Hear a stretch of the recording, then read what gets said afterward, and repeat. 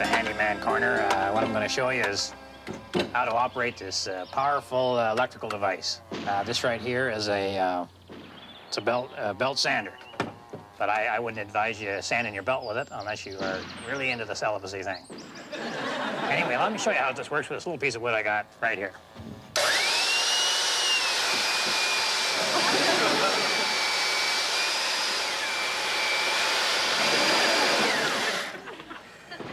That reminds me, I wanted to talk about safety goggles.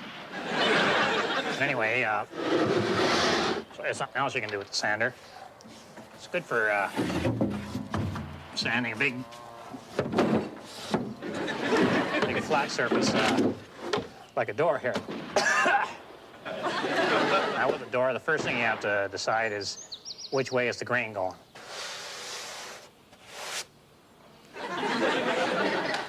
All right, the grain is going that way.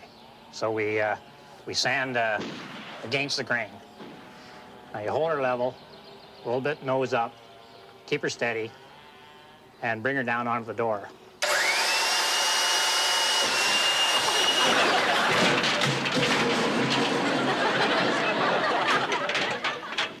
All right, that's right too. I forgot, you have to sand with the grain.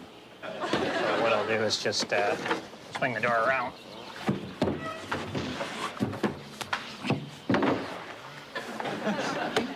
All right. Now, get the sander going and drop her down onto the door.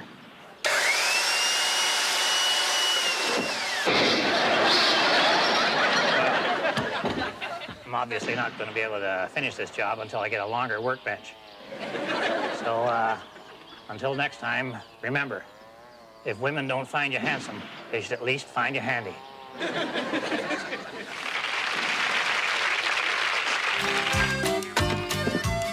This week in the Handyman Corner, we're going to show you how to get more and more uses out of your electric drill.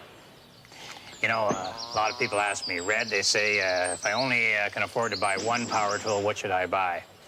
Well, now that they've made flamethrowers illegal, I would have to recommend the power electric drill. First of all, you can use it for drilling. You can also use it to cool down the workshop. Just, you know, hang that from the ceiling with the handyman's secret weapon, duct tape. Now, they try to sell you one of those fancy automatic power screwdriving deals, and they cost anywhere up to $7 or $8 million. Well, all you need to do is to get the bit, which is about $1.49, and just put it into your normal drill, and it just works just absolutely fine.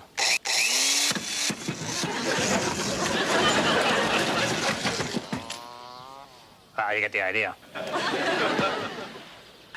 You know, they try to sell you a bunch of attachments for your drill, but the truth is the attachments really don't make that much difference. The real reason that the drill works is through you horsing down on her and really putting some torsion on it. You can cut a hole with anything from a toothbrush to a car keys if you get enough juice on her, you know. So, for example, they'll sell you a real expensive saw blade that goes on your drill. Well, that's really not necessary. I'll show you right here how you can cut a perfectly good line just using your ordinary drill with a drill bit in it. You know.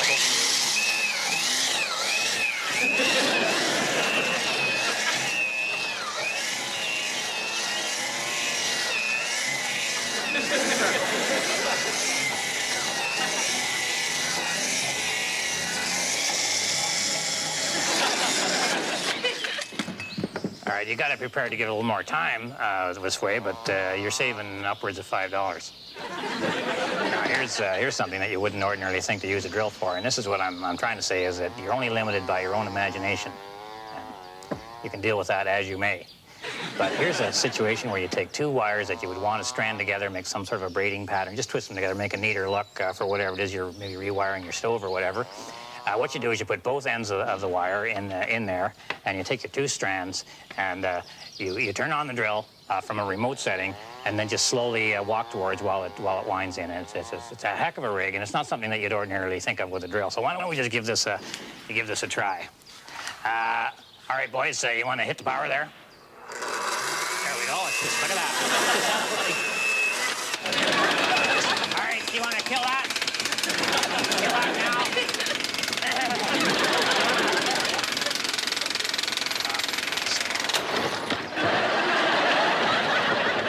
so if you are thinking of buying a power tool, I'd recommend you go out and get yourself a new drill.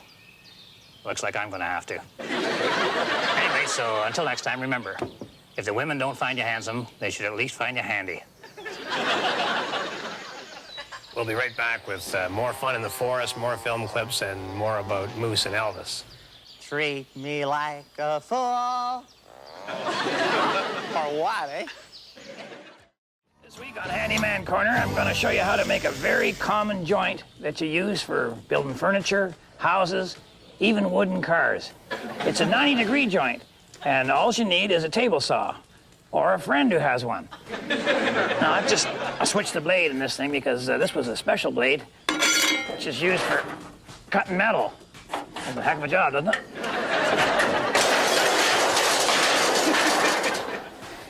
All right, now, you don't need to horse this thing down or anything. Just finger tight is fine.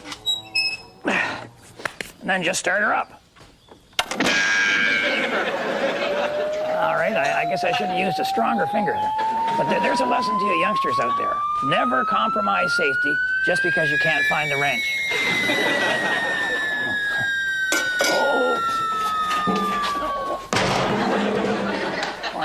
I wonder if it's still sharp. Yeah.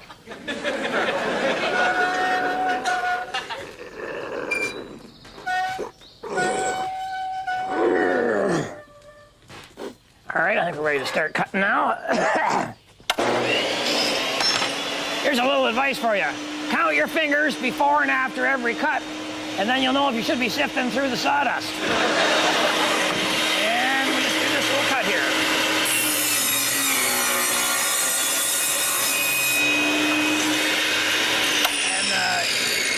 Just that easy, basically. She's, all right, well, she didn't actually cut all the way through there, so I guess we'd have to maybe set the blade a little bit higher, or you can set the table a little bit lower.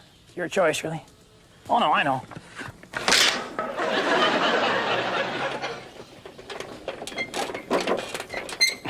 That ought to do her. Now, here's something else that you can do with a table saw. When you want to cut along the length of a board, that's called ripping. You can just rip right through the board there. It's a lot easier than doing it by hand. It's called ripping. See how I just kind of went ripping out of there? But here's what I wanted to show you today. You know, when you join a couple of pieces of wood in a right angle, a 90-degree angle, sometimes you make a joint like that. That's called a butt joint, and frankly, it's kind of butt ugly. So I'm going to show you how to make another kind called a miter joint. Miter, that's a French word. It means not butt, okay? So you're still going to have your 90-degree angle, but you're going to do it with 245s, because you want to have a right angle. Anything else is a wrong angle, which I've proven many times. So all you got to do is set your saw to exactly 45 degrees.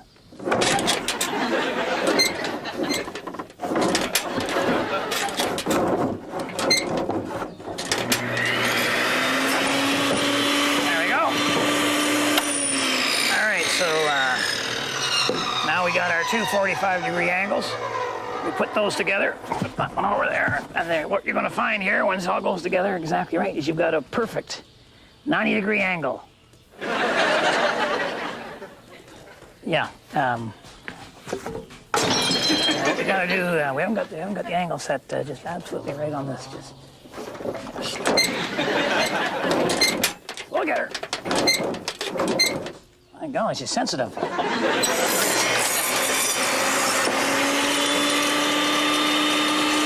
right, now I may have overcompensated a bit there, and I'm running out of wood, so I gotta think, you know, I do need a total of 90 degrees, but that doesn't have to be 245s, you know, that's about a 72 there, so what I need to make 90 would be 17 or somewhere in that area. So all I have to do, actually, is just have the table saw jack forward 90 degrees. You know, table saws are a heck of a thing. I mean, they're faster, they're more accurate than what you can cut for yourself, and I'll tell you what, you know, they don't cost that much for what you get. And they're portable. Remember, the women don't find you handsome, they should at least find you handy. Hey, Buster, I'm done with your table saw. Here it comes back to you. We need to have a little fundraiser for the Possum Leg Hula Dancing Club to help them get to the finals in Honolulu. And I figured we'd have a cribbage tournament. But I went into town, I need 30 cribbage boards. Went to buy one, $8. $8 for a cribbage board. Man, by the time we pay off the gaming commission and the liquor control people and the fire marshal, there won't be enough money left to buy the grass skirts or the coconut shell bikini tops. So I figure I can make the darn cribbage boards cheaper and quicker. And here's the best part. I won't have to buy any special machinery because, like cappuccino foam, it's all right under my nose. Okay, maybe you don't have a table saw, but I bet you got a table and a saw. Just put them together. Still hear the scraping sound of Uncle Al's truss. He'd lunge across this table to fight the kids for the string off the roast. Memories.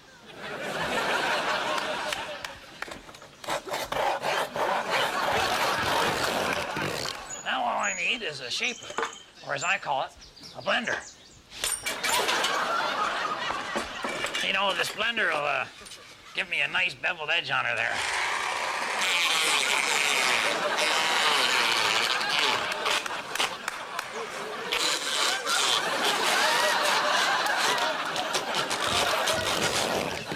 All right, now that I got the sides all shaped on her there, I got to be drilling some holes. And on a cribbage board, you got 2 rows of holes. That's a lot of drilling, even if you had a drill.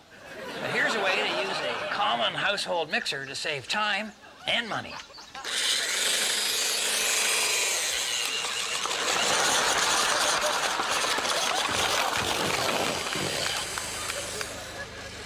All right, now, maybe cleanup is a factor for you because you don't have my location or my attitude.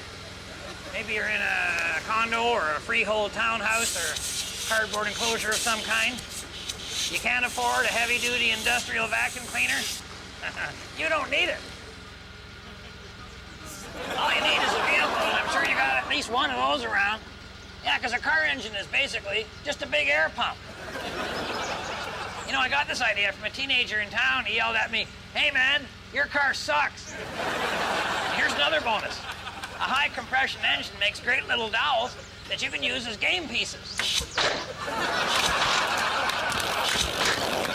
And it's just that simple. So remember, if the women don't find you handsome, they should at least find you handy. This week on Handyman Corner, I'm going to show you how you can make some furniture.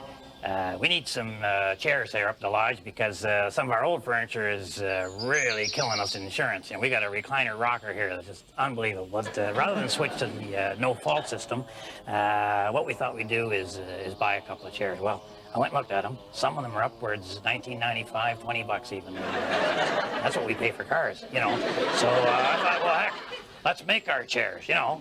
And to do that, all we would need is a lathe. Now, a lathe is going to cost you $600 or $700, which we could get, say, a bus or a motorhome for.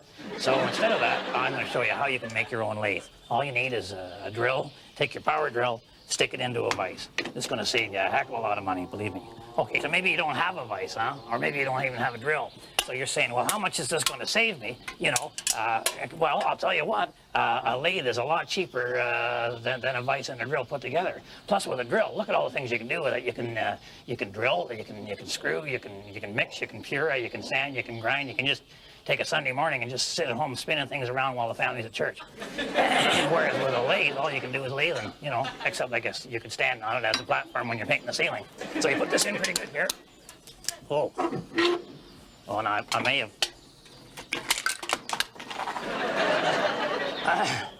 Okay.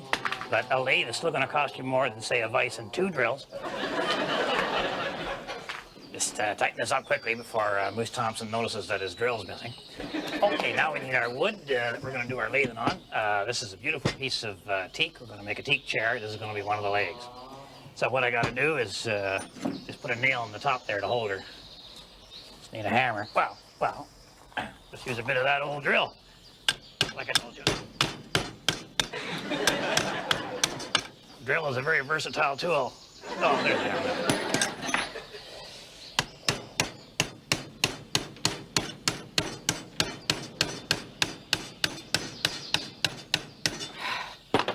All right, now we put this into our drill, or should I say, our lathe.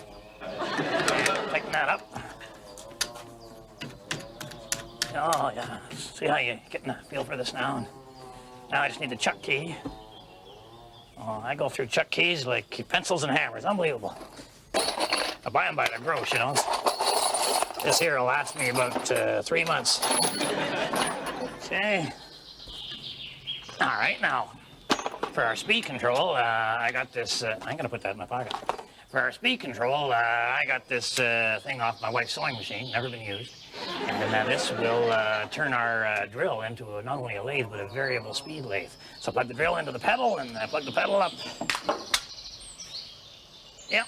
And, okay, so we take this metal bracket and I put a nail in this end of the wood now, and we just line that up there, fit that through there, and that'll hold her steady.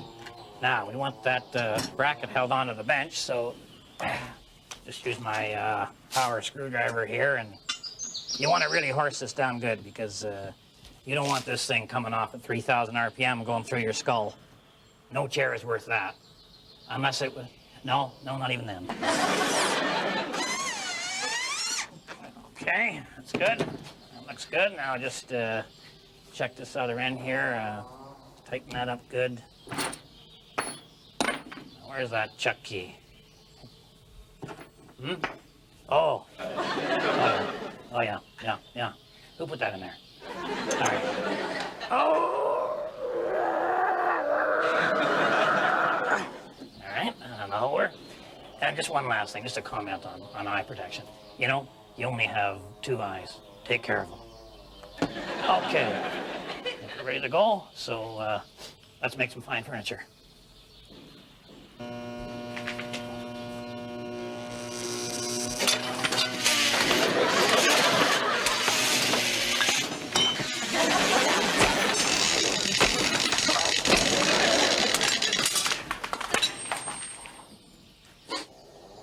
All right. So now we would carve that down while it was spinning next time, and then you'd make 3 more, just like it, and then another time, maybe next week or whatever, we'll make ourselves the seat for this thing. Anyway, until next time, remember, if the women don't find you handsome, they should at least find you handy.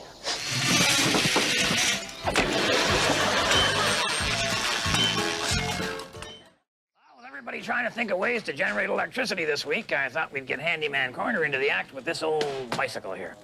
Now, these things had a little unit on the back, a little generator that worked by the rotation of the tire here, and the power would go up the wire and around the crossbar, you gotta be careful of that, and it'd go up into the headlight here.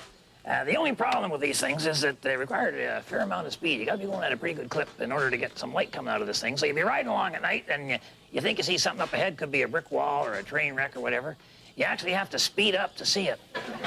And by the time you do, you're going too fast to stop. So I think the safest thing to do with these units is to take them right off the road and turn them into a stationary power generator / exercycle.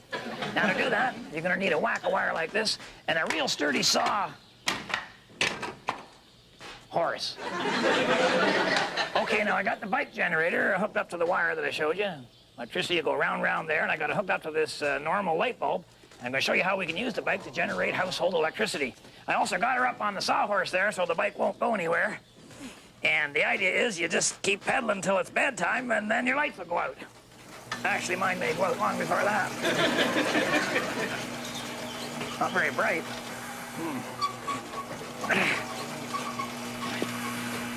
All right, let's try a plan that doesn't involve cardiac care. A lot of people don't know this, but every electric motor can be used as a generator. All you do is wire it up backwards and then put a magnetic field in there and turn the armature. In layman's terms, that means the old guy rides the bike and the light goes on.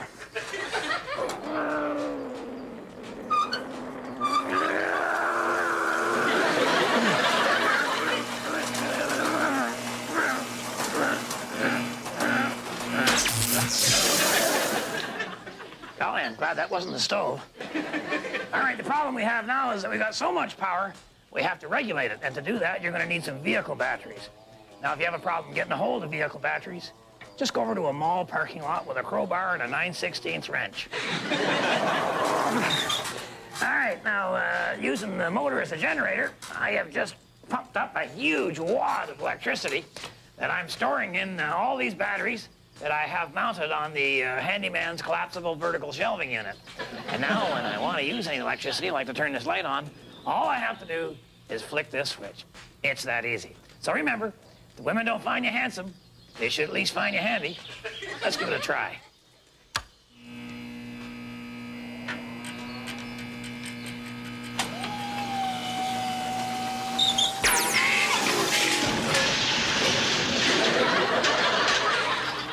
Well, there's a lesson for you. A generator can also turn back into a motor. And a bicycle can turn into an electric motorcycle. And an electric motorcycle can turn into an outhouse. Hey, Buster, don't get up. This week on Handyman Corner, we're going to show you how to use different tools for different jobs. And when I say that, what I mean is not necessarily a different tool in a job. I mean a tool that's maybe used in a different job, but maybe not a different tool with the job, but it's maybe a different job involved with the tool. And I hope that clears that up. So let's say, for example, you have a bunch of nails that you want to hammer in, but for some reason or other, your hammer is out in the middle of the lake through the result of some sort of a domestic squabble. So instead of a hammer, what you use is a substitute hammer, something like, say, a pipe wrench. Works good. Or maybe you can't use the pipe wrench because it's in your car holding the radiator on. You might take a look at using an axe or a hatchet, something that has a flat bottom. But the thing here is, I really would be careful on the upswing. I'm not sure the kind of person that wants the creases in your forehead to run up and down. Another substitute hammer is a flashlight. Not everybody thinks of this, but if you get one of these, which holds 3 or 4 batteries, it's got some weight to it. And the beauty, of course, of this is you can do it at night with the power off. And how many things can you say that about? So what you do is you shine the flashlight on the nail, and then you might want to go a little easy for a while with that one. One of my favorite substitute hammers is, of course, a level, because what you can do is you can level up the wood, make sure it's right where you want it, and then put it into place with the same tool. That's it. You can take the same approach with screwing. You don't have a screwdriver? I can get you a screwdriver for 10 cents. It's a dime. Fits into the slot, and if you're not real fond of the skin on your fingers, this can be a dandy little tool. But that's not good enough for you. How about a chisel? It's got the nice fine edge on it there. Well, what I do usually is just take the hammer and just say to myself, these aren't really screws, they're just nails with threads. And there you go, that's how that works. We'll be right back, and I'll get on with the rest of the jet ski story. I'll give you all a warning. We'll talk about some other substitute tools now. Let's say you've got a piece of wood like this, you want to do some sort of a fancy dado cut in it, but your chisel is all bunged up because somebody used it as a screwdriver. Well, what you do is tit for tat, as we say. Put the screwdriver and use your screwdriver as a chisel. And then just take it out and go. All right, well, we'll get back to that later. All right, for example, your level is not working too well anymore because someone used it, say, as a hammer, say, which you can use as a pencil crayon. You put it on the table, stops rolling, that's level. Another substitute tool, let's say you want to cut a piece of wood and your saw is who knows where, stuck in someone's tire, perhaps. Take an X-Acto knife, score the wood on both sides. Now here again, I should caution you, never hold wood between your knees while you're cutting it with an X-Acto knife. Unless your favorite song is The First Cut is the Deepest. Okay, you got her scored on both sides.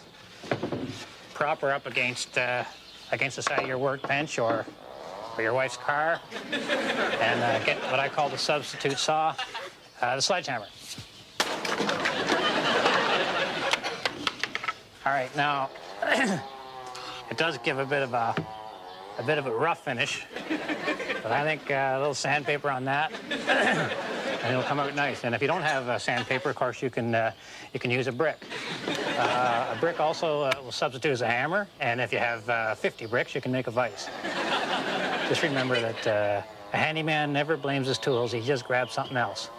So until next time, keep this in mind. If the women don't find you handsome, they should at least find you handy.